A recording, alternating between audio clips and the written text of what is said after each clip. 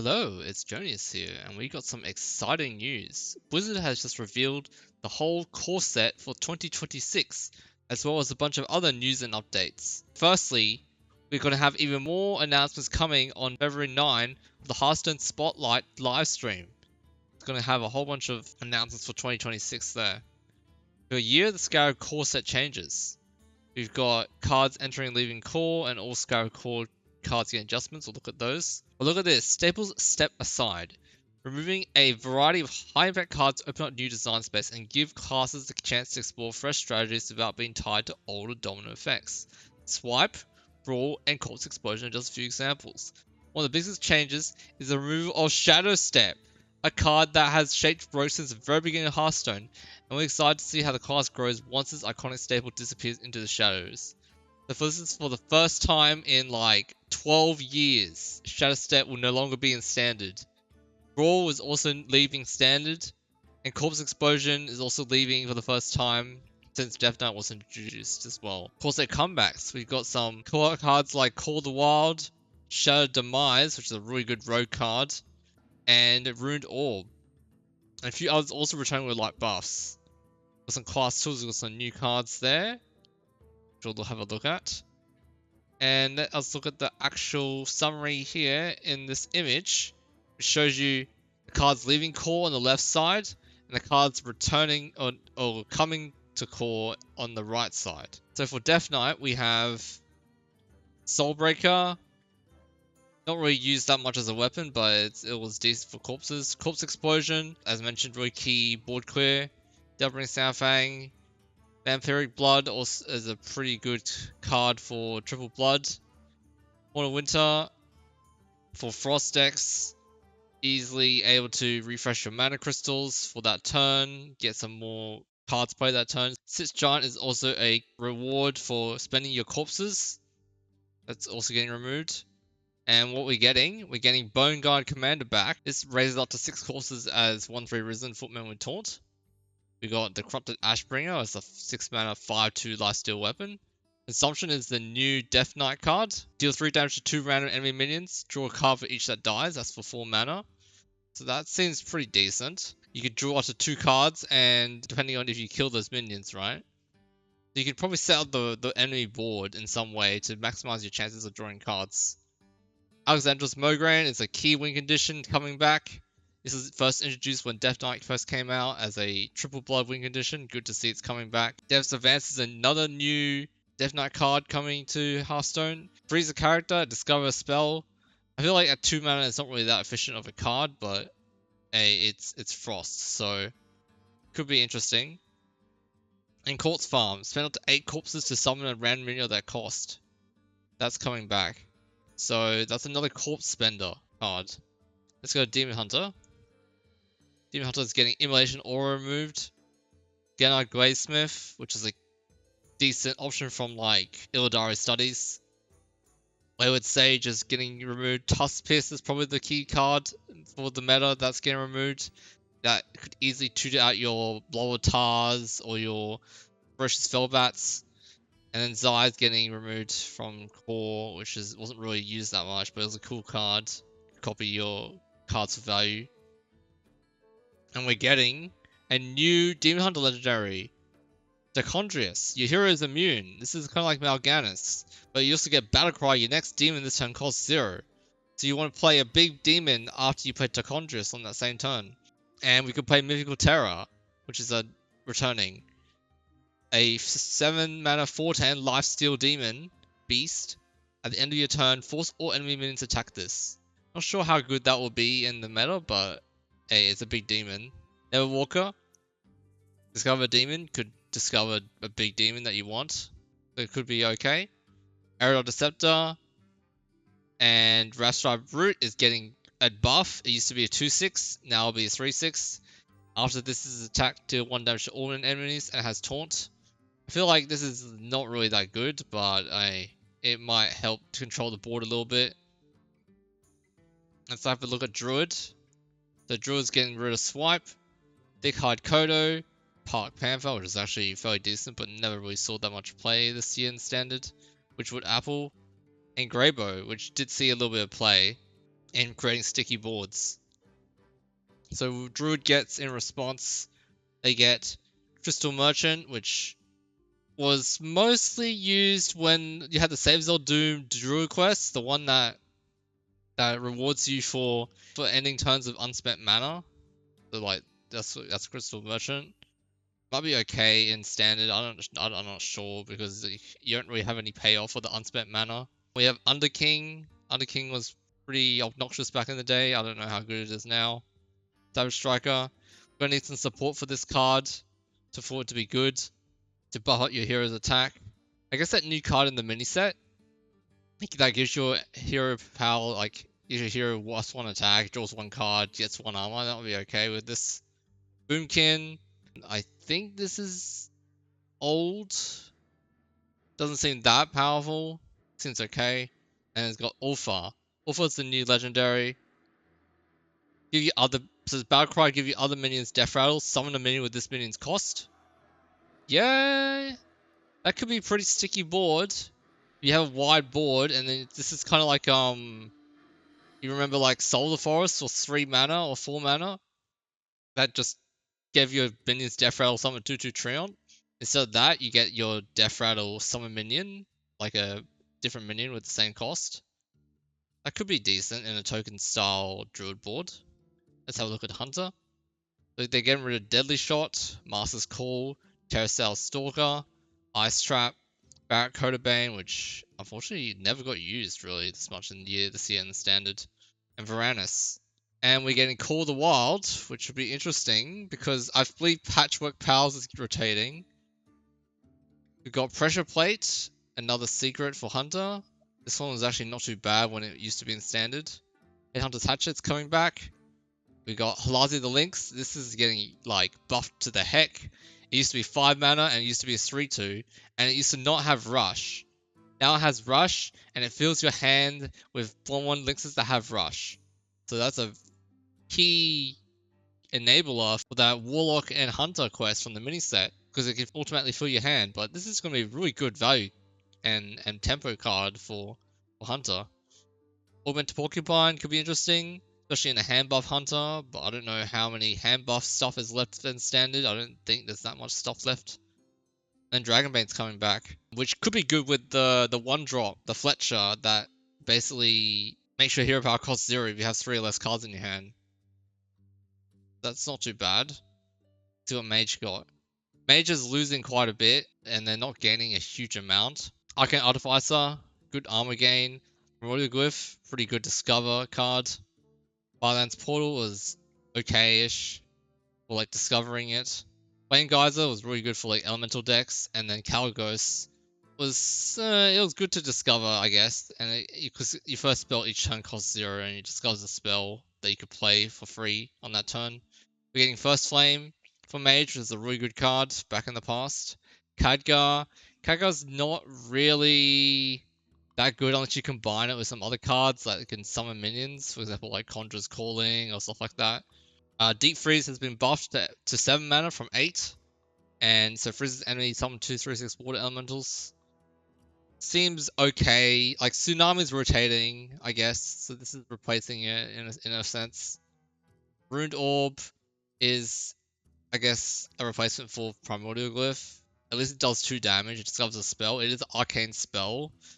I don't know how the Fabled Dragon Mage is gonna do when buy 1 get 1 freeze rotates, and like this is like your only damage spell for arcane spells. And then Astromancer is a pretty old-fashioned style card, you know. It's like the Faceless Summoner from Whispers of Old Gods. It's a 7 mana version that has slightly better stats. 7 mana for 2 minions like that doesn't seem very good. I feel like this is a bit of a dud in today's Hearthstone. Let's go to Paladin. So we got Paladin, got Red Scale Dragon Tamer, it's leaving. Crusader Aura, that's a big one that's leaving. People will be happy with that one. Leaving. Underlight Angling Rod. Generate Murlocs on a weapon. Bronze Explorer. And then Anachronos. Anachronos has actually played quite a bit in those Paladin decks. So we're getting Battle Vigor, that's discovering a holy spell, that's not bad.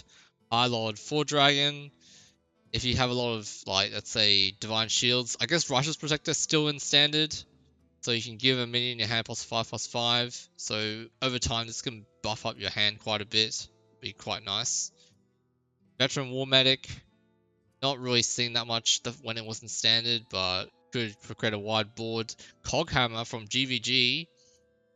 Give random flame minion Divine Shield and Taunt on a weapon. And we got Ivory Knight, which discovers a spell and restores hero to your health equal to its cost. I believe this used to be 6 mana, but it got buffed to 4 mana at some point. So that's Paladin. Priest is losing a bit, and they're going to need some help in the upcoming rotation. Along with Mage. Those two classes need the most help. So we've got Shit Trojan leaving, Spirit Guide leaving, Thrive in the Shadows, that's a pretty good card that's leaving, Light Bomb, and Madden Lazul. And we're getting Crystal Smith Cultist. If you're holding Shadow Spell, get +1/+1, so it's a 2/3. So, Aggro Priest? I don't know.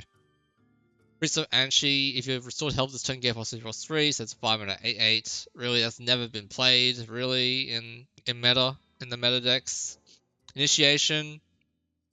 It could probably buff this to 5 mana, it'd be okay. To summon a copy of a minion. Devouring Plague is a good one. Deal 4 damage for only split more enemy minions. And has lifesteal. And we got a new legendary, Kalia Menethil.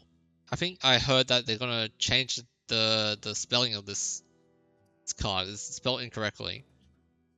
It's resurrect your highest cost minion that died this game. So you could resurrect a big minion, like a, I don't know, like a 10 cost minion.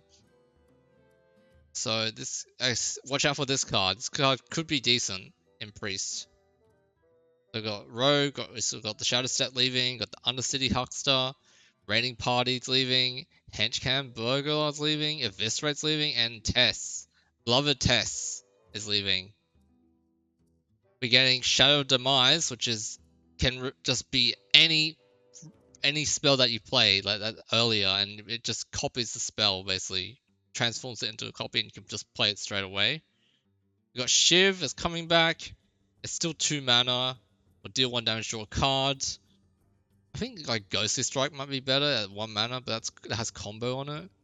Jackpot's interesting. Definitely was played back in the day. Zakat Sapper has Death Rattle. Turn a friendly random enemy into your opponent's hand. The Spy Matrix was actually seen play back in the day. If aggressive tempo row comes back, this card will get played. And Crazed Chemist, kind of crazy. This is still 5 mana combo. Could be 4 mana and would be decent. It'd be pretty good.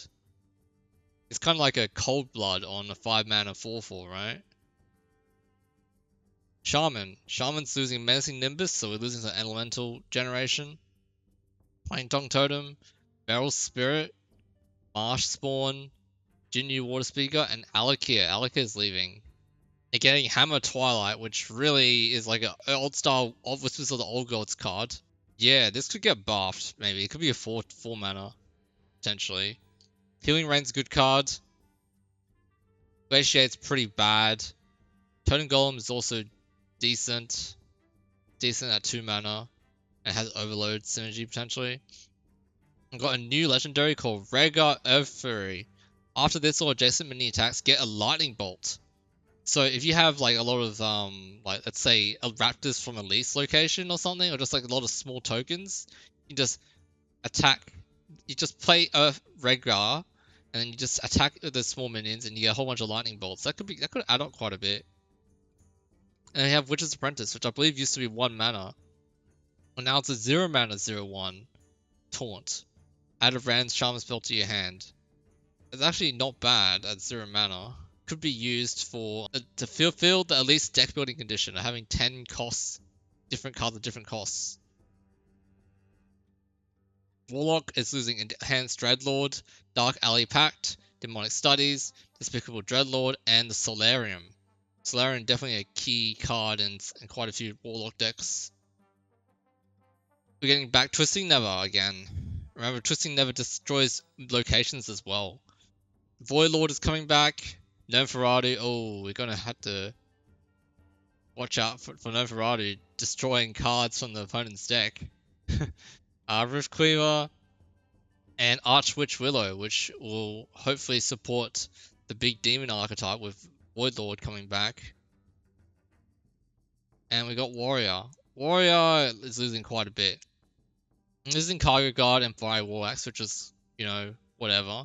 But Brawl and Shield Slam, two key cards that have been there for a very long time. I can't remember if Shield Slam has actually left the core set. But Brawl has definitely not left the core set, I think. Until now. And then we got Heavy Plate.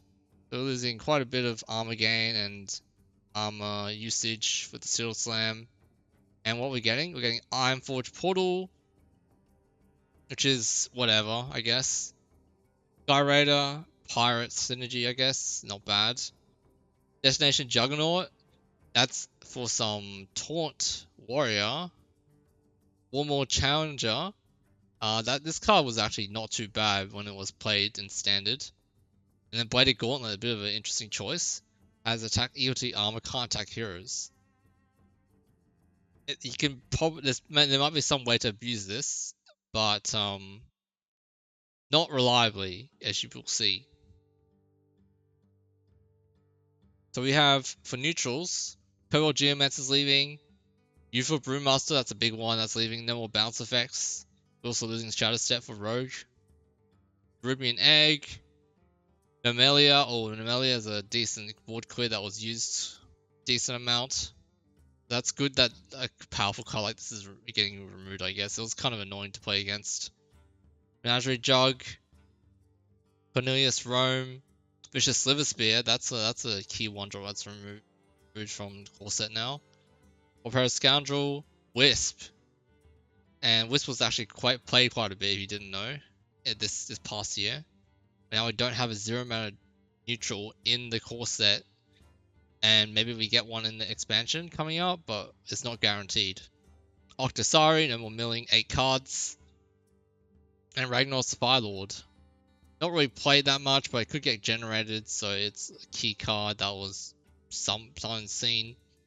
And what we're getting in return? We're getting Merch Seller. So some disruption for your opponent. Micro Machine. Not sure how good this card will be. You have to wait until the start of your turn, gain +1 attack. It's not really that big of a threat. Witchwood Grizzly is interesting.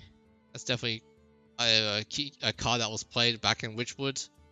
Swamp Leech, meh.